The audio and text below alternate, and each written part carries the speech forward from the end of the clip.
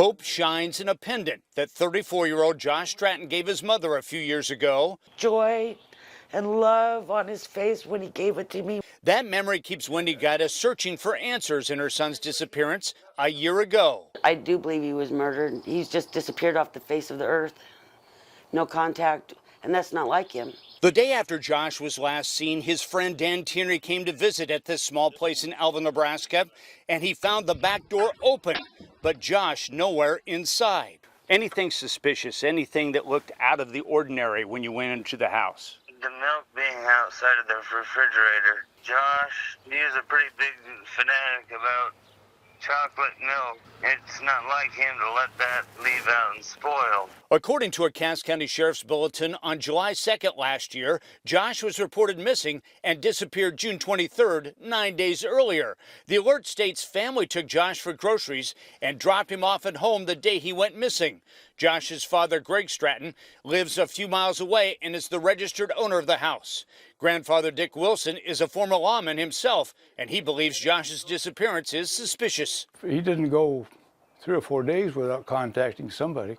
Plus, we were his source as far as money. Josh Stratton suffered from schizophrenia and walked places, but Wendy insists he wouldn't walk away. It breaks my heart, and I just keep wondering where the heck he is. The pendant from Josh remains close to his mother's heart, and Wendy vows never to miss a beat in keeping the investigation alive. I would love for him just to come walking through the door.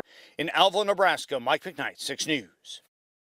I mean, coincidental. Crazy. Their sons didn't know each other, but these parents see a close connection. The big cottonwood was Hunter, and this was Brandon, so... The road is the border of 2 counties. Last July, Cass County ruled 29-year-old Brandon Retzloff died of a self-inflicted gunshot wound. I think it's more than a coincidence. On the other side of the road, 1 month later, Lancaster County determined 19-year-old Hunter Paxson committed suicide with a shotgun. I think Hunter was coerced. I think that he was made to write the notes.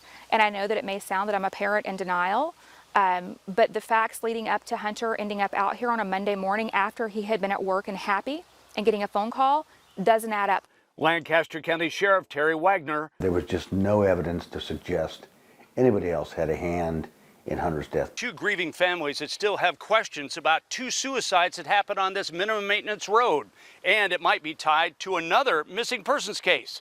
34-year-old Josh Stratton went missing 1 month before the suicides, and he lived in Alvo, barely 5 miles from that dirt road. There was a lot of people that all 3 of them knew, to a point, you know.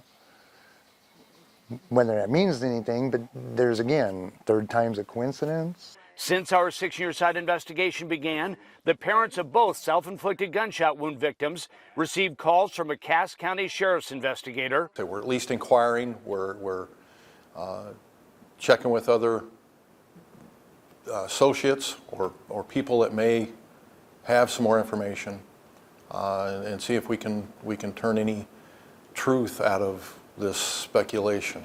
2 suicides, a missing person, so close together. I think we, say, is there any connection between 3, that we can legitimately connect?